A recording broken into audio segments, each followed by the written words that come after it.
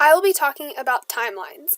Timelines are a way to place events with pictures and put them in order and in a sequence in a very visual way. I will be talking about a linear timeline, which is a picture of events as they occur in a certain period of time. A linear timeline can be written horizontally or vertically. And now I'm going to talk about what timelines show. First of all, timelines show a sequence of events, as I was saying earlier. They show pictures, dates, and description of the events, as you can see in this. It's a great way if someone learns differently through visual or description, and also helps people understand the concept better.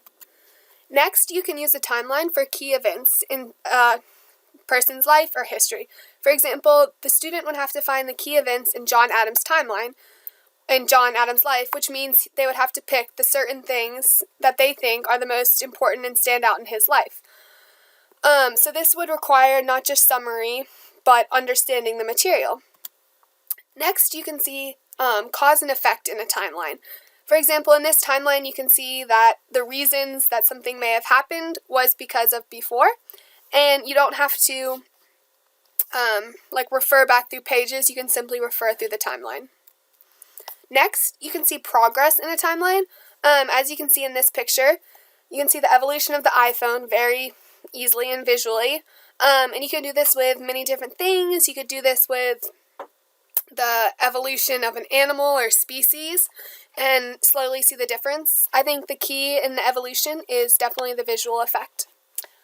You can also normally see patterns in a timeline with ups and downs and see what the most likely next trend is supposed to be. Next, timelines are for all ages. You can use a timeline at a very young age. For instance, this could be a kindergartner just doing a timeline of their life and understanding growth. It's also just a fun activity as well. But you can also do timelines for high schoolers. As I was mentioning earlier, they would have to pick out the key events and what they think is the most important over a certain time period. Next, how you make a timeline.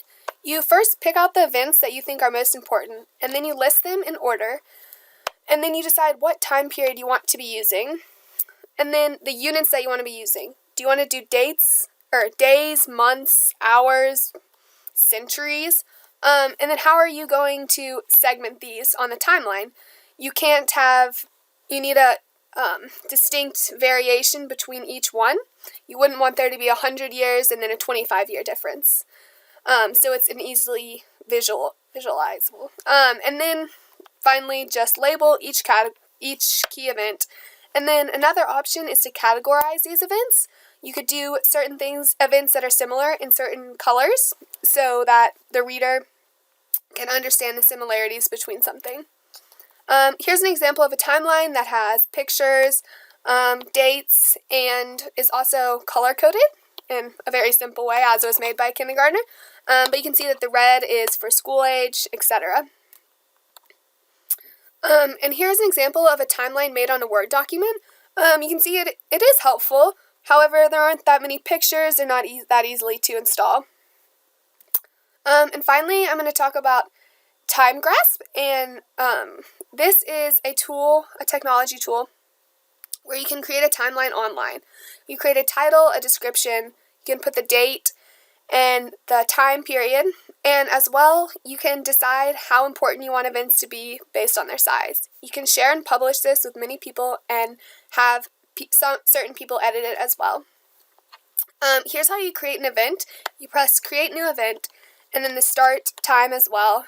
And I think one of the coolest things, as I mentioned earlier, is you can size the importance of each event, and I will show that in a later slide. You can also put a description of each event, and also put an image, and you can do audio and video, and you can also tag it. So there's a bunch of different aspects that come with this technology. Here's an example of the timeline. Here is Brown versus Board. It's an education reform timeline. There is Brown versus Board of Education, which I thought was very important, so I made it bigger on the scale, versus No Child Left Behind, which was smaller. And as you can see again, you can filter it, add as many events as you want, and share this. I hope this was a very helpful explanation.